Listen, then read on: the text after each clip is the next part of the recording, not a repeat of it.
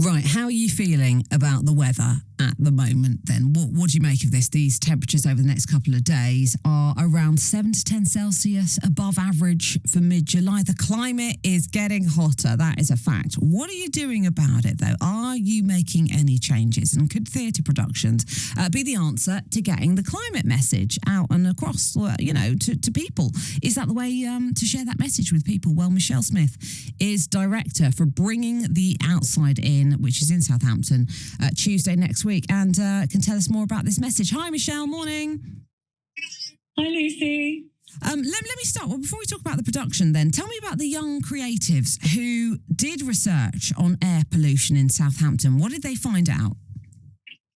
Absolutely. So we have a fantastic creative company, including our writer, Kit Miles, and creatives, Reba Roche, Amani, Ella, and Poppy, and they worked with lots of local young people in our community to explore air pollution, particularly around Walston area, with Southampton National Park City Project. And what we discovered was rising World Health Organization levels, which were really alarming, as you can imagine.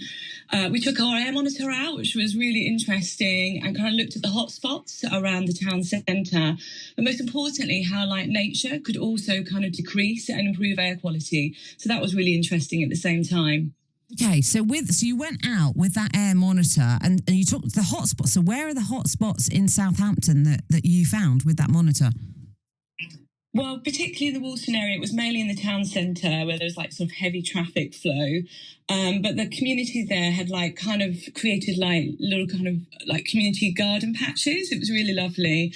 And by the time we took our air monitor to more of those sort of areas, the actual air quality improved.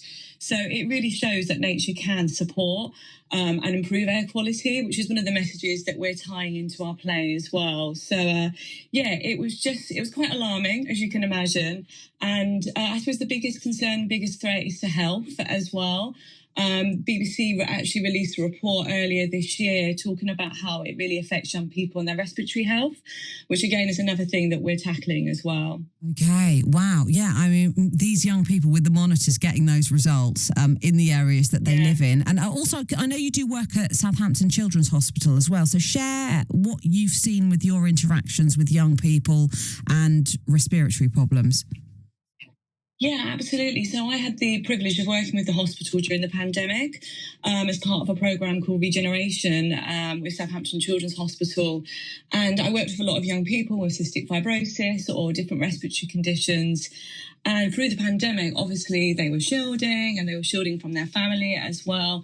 And, you could see the impact of that at that point on their own health, sort of anxiety.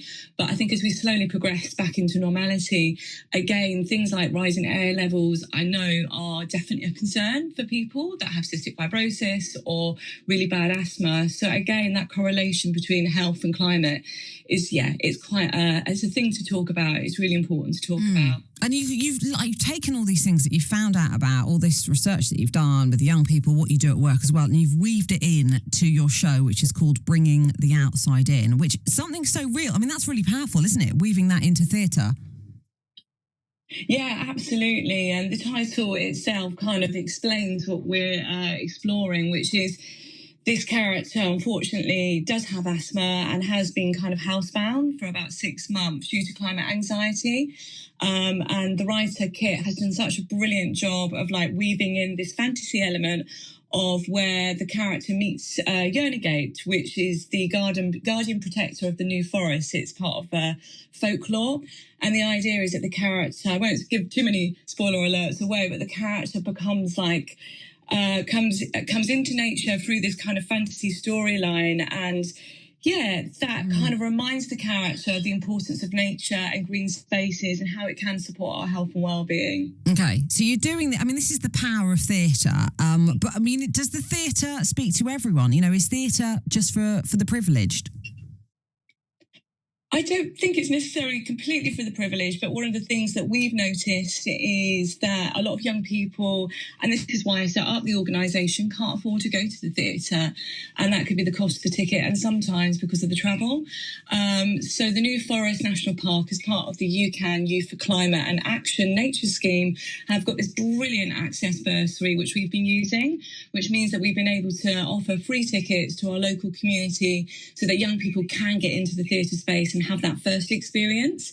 So yeah, I think it can be sometimes for those that can afford that ticket and can afford the transport, but it's a barrier that we're trying to remove. Okay, thank you, Michelle. There we go. Michelle Smith, who is director for Bringing the Outside In, and all the work that she's done with young people and through Southampton Hospital as well. Put that into her show, which is at the Master Mayflower Studios, Southampton.